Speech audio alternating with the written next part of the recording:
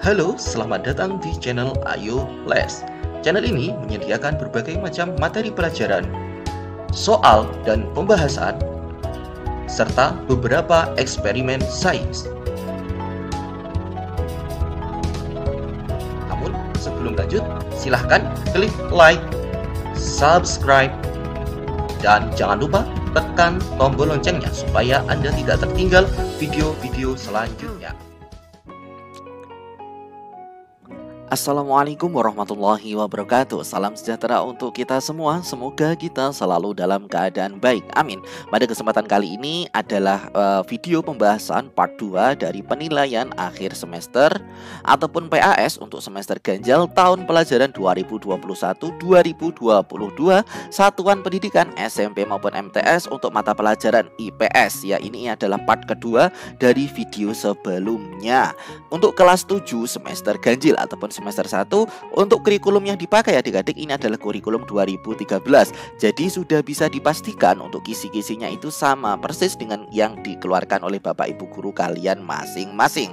Bahkan ada banyak sekali adik-adik yang merasa bahwasanya soal dari video ini, dari channel ini itu sesuai ataupun banyak yang sesuai dengan soal yang dikeluarkan oleh Bapak Ibu gurunya masing-masing. Baiklah adik-adik, kemarin di video part pertama kita sudah membahas soal nomor 1 sampai soal nomor 25. Oke, pada video kali ini akan kita bahas kelanjutannya, yaitu soal nomor 26 sampai selesai. Adik-adik, bagi yang belum melihat ataupun menonton video part pertama, silahkan ditonton terlebih dahulu supaya tidak ada ilmu yang tertinggal. Oke, kita lanjut ke soal nomor 26. Baik, kita lanjut ke soal nomor 26. Rumah adat dari daerah Yogyakarta adalah titik-titik. A. Rumah Joglo, B. Rong Bade, C. Baileo, ataupun Do Gadang. Jawaban yang paling tepat untuk soal nomor 26 adalah yang A. Rumah Joglo. Kita lanjut ke soal nomor 27. Tari dari daerah Bali yang bersifat pemujaan yang kemudian berubah menjadi tarian penerima tamu adalah tari titik-titik. A. Kecak, B. Saman, C. Penang, ataupun Do Pendet. Jawaban yang paling tepat untuk soal nomor 27 adalah yang Do Pendet. Perlu diketahui adik-adik, yang A ini Kecak ini juga merupakan tari dari Bali, yang Do ini adalah tari dari Bali juga. Namun untuk tari Kecak ini adalah temanya adalah tentang Ramayana. Kemudian yang Do ataupun Pendet itu adalah tarian pemujaan yang mana kemudian akan semakin kesini dijadikan sebagai tarian penerima tamu. Oke, jawabannya adalah yang Do. Kita lanjut ke soal nomor 28. Gempa yang terjadi karena adanya aktivitas gunung Merapi ataupun gunung api adalah titik-titik. A. Gempa tektonik, bukan. B. Gempa buatan, ini apa ya? Bukan. C. Gempa runtuhan, ini bukan. Ataupun Do. Gempa vulkanik. Oke, jawaban yang paling tepat adalah yang Do. Gempa vulkanik. Kalau gempa tektonik itu adalah gempa karena pergeseran kulit ataupun lempeng bumi ya adik-adik. Oke, kalian harus bisa menghafal ataupun membedakannya. Gunung Merapi itu adalah vulkanik. Kita lanjut ke soal nomor 29. Gunung berapi yang terletak di Selat Sunda adalah titik-titik. A. Gunung Sinabung, B. Gunung Krakatau. Ya, inilah jawabannya. Gunung yang terletak di Selat Sunda adalah Gunung Krakatau. Oke, kita lanjut ke soal nomor 30.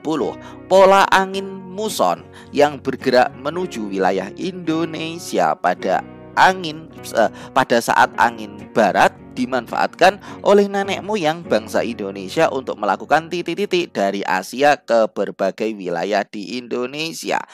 Jawabannya ini apa adik-adik? Titik-titiknya A. Transmigrasi, B. Urbanisasi, C. Migrasi, ataupun Do. Reboisasi. Jawaban yang paling tepat untuk soal nomor 30 adalah yang C.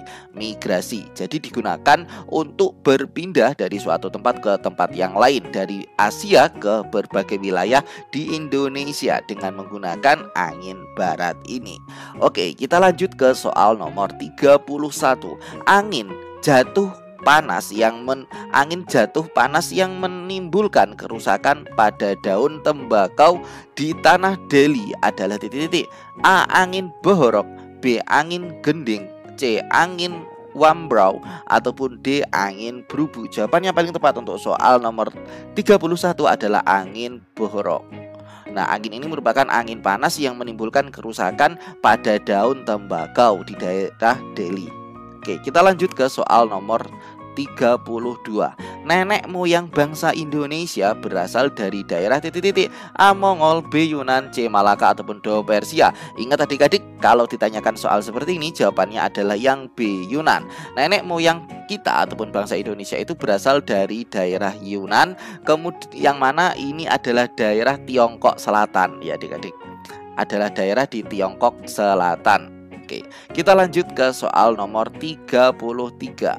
Fauna yang memiliki ciri tersendiri dan tidak ditemukan. Ini keywordnya di tempat lain di Indonesia ada, di tempat lainnya di Indonesia disebut titik-titik. A. Fauna asiatis, ini bukan. B. Fauna endemik, ya ini jawabannya. Fauna endemik adalah fauna yang memiliki ciri khas ataupun ciri tersendiri dan tidak ditemukan di tempat lainnya di Indonesia.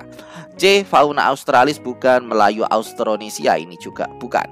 Oke, kita lanjut ke soal nomor 34. Batas wilayah flora. Flora itu tumbuhan ya adik-adik di Indonesia Barat dengan Indonesia Tengah adalah titik-titik. A. garis Wallace, B. garis Weber, C. garis Katulistiwa, ataupun D. garis Ekuador. Jawaban yang paling tepat untuk soal nomor 34 adalah yang A. garis Wallace. Garis Wallace ini merupakan garis yang mana memisahkan wilayah ataupun hewan ataupun flora dari yang bagian barat dan bagian tengah ataupun timur, yang mana garis Wallace ini membujur dari utara ke selatan, sehingga akan ada wilayah bagian barat. Ini pensilnya agak susah. Kemudian bagian timur. Nah, ini adalah garis Wallace. Kalau garis Weber itu melintang dari barat ke timur. Oke ya adik-adik, semoga adik-adik bisa menghafal ini. Oke, kita lanjut ke soal nomor 35. Pada saat teman kita ada yang tertimpa musibah, maka kita ikut merasakan kesedihannya dan berusaha membantunya. Hal tersebut merupakan contoh titik-titik. A. keluarga, B. imitasi, C. sugesti, ataupun D. simpati. Keluarga ini bukan, teman itu kan bukan keluarga kita. Imitasi itu bukan, imitasi itu buatan ya, bukan. Sugesti ini juga bukan. Jawabannya paling tepat adalah D. simpati, ataupun rasa sedih berbela-sungkawa. Kita lanjut ke soal nomor 36. Proses penyampaian pesan dari seseorang kepada orang lain. Ya, ingat keywordnya pesan dari seseorang ke orang lain yang dilakukan secara langsung maupun melalui alat bantu agar orang lain memberi tanggapan atau memberi respon adalah titik-titik. Pengertian apa adik-adik? A. kontak sosial, ini bukan. B. komunikasi, ya ini jawabannya. C. interaksi sosial, bukan. D. proses sosial, ini juga bukan. Ingat keywordnya, kalau ada proses penyampaian pesan dari seseorang kepada orang lain dan diharapkan ada tanggapan, berarti itu adalah komunikasi. B jawabannya. Kita lanjut ke soal nomor 37. Aturan atau kaidah yang menjadi pedoman tingkah laku adalah titik-titik. A. agama, B. adat, C. norma, ataupun D. kebiasaan. Jawaban yang paling tepat apa adik-adik? Ya, benar sekali, norma. Norma itu adalah aturan atau kaidah yang muncul ataupun yang menjadi pedoman tingkah laku. Kita lanjut ke soal nomor 38. Perbuatan yang dilakukan secara berulang-ulang dalam bentuk yang sama adalah titik-titik. A. kebiasaan ataupun folkway, ataupun B. cara ataupun usage, D. tata kelakuan mores, ataupun D. adat istiadat. Jawaban yang paling tepat untuk soal nomor 38 apa adik-adik? Perbuatan yang dilakukan secara berulang-ulang dalam bentuk yang sama apa? Ya, jawabannya adalah yang A. kebiasaan ataupun folkway. Kita lanjut ke soal nomor 39. Keluarga memberikan kasih sayang dan perhatian pada anak-anaknya merupakan fungsi titik-titik. A. sosialisasi, B. afeksi, C. ekonomi, ataupun D. reproduksi. Kita bahas dari belakang kalau untuk soal ini. D. reproduksi tentunya bukan, C. ekonomi tentunya bukan, B. afeksi, ya ini jawabannya. Afeksi itu adalah nama lain dari kasih sayang. Oke ya adik-adik, ketemu nih jawabannya. Sosialisasi ini juga bukan. Kita lanjut ke soal nomor 40. Terpenuhinya kebutuhan pokok demi keberlangsungan hidup masyarakat adalah tujuan umum yang hendak dicapai oleh titik-titik. A. Lembaga agama, B. Lembaga pendidikan, C. Lembaga agama lagi ya, D. Lembaga ekonomi. Oke, di sini ingat keywordnya apa? Kebutuhan pokok demi keberlangsungan hidup. Berarti kalau kebutuhan pokok demi keberlangsungan hidup ini merupakan fungsi dari lembaga ekonomi. Do jawabannya. Soal uraian. Untuk soal uraian ini ada 5 buah soal dan akan kakak bacakan saja jawabannya karena agak panjang. Silahkan adik ulang-ulang video ini untuk yang soal uraian atau di pause dulu ketika adik-adik mau mencatat jawabannya. Soal nomor 41. Sebutkan komponen penyusun dalam pembuatan peta. Kalau ditanyakan komponen penyusun dalam pembuatan peta, itu ada beberapa komponen ya. Ini kakak bacakan, silahkan adik-adik nanti sesuaikan ataupun catat ya. Yang pertama, A. Judul peta, B. Skala peta, C. Orientasi utara ataupun arah utara, D. Simbol peta, E. Garis koordinat, F. Insert, D. Legenda, H. Sumber peta. Nah, itu adalah komponen-komponen dari peta. Kita lanjut ke soal nomor 42. Sebutkan 4 manfaat atau fungsi hutan. Ya, ini akan saya berikan beberapa contoh manfaat hutan. Silahkan nanti adik-adik catat. Yang pertama, menyimpan air hujan. Yang kedua, tempat hidup bagi flora dan fauna. Yang ketiga, mencegah terjadinya erosi. Yang keempat, menghasilkan oksigen. Yang kelima, sumber kehidupan bagi masyarakat. Oke, kita lanjut ke soal nomor 43. Jelaskan fungsi ekonomis hutan mangrove. Fungsi ekonomis berarti fungsi dalam bidang ekonomi dari hutan mangrove. Yang pertama, nilai ekonomis dari hutan mangrove itu adalah dari kayu pepohonan dan makhluk hidup yang ada di dalamnya. Kayunya bisa dipakai untuk bahan baku kertas dan beberapa binatang ataupun ikan yang berada di hutan mangrove itu bisa dimanfaatkan untuk sumber makanan yang mana bernilai ekonomis. Kita lanjut ke soal nomor 44. Sebutkan 3 faktor penyebab terjadinya perubahan jumlah penduduk. Ingat tadi di soal pilihan ganda sudah kita bahas, kalau faktor penyebab terjadinya perubahan jumlah penduduk yaitu adalah 1. Kelahiran, 2. Kematian, dan ketiga adalah migrasi.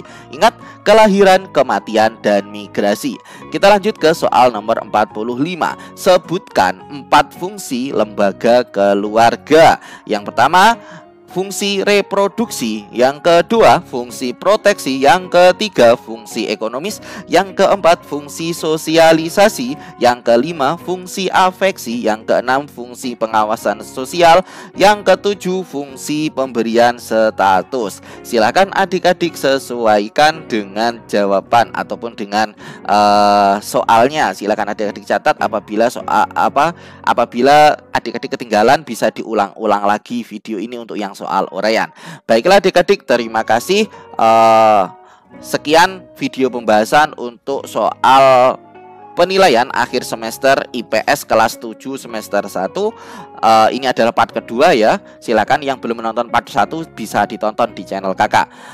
Terima kasih. Apabila ada kurang lebihnya mohon maaf yang sebesar-besarnya, dan mohon maaf ada suara dari luar yang mana mungkin agak mengganggu di akhir video ini. Terima kasih. Kakak akhiri, wassalamualaikum warahmatullahi wabarakatuh. Selamat belajar dan semoga mendapatkan hasil yang maksimal ketika ujian nanti. Bye-bye.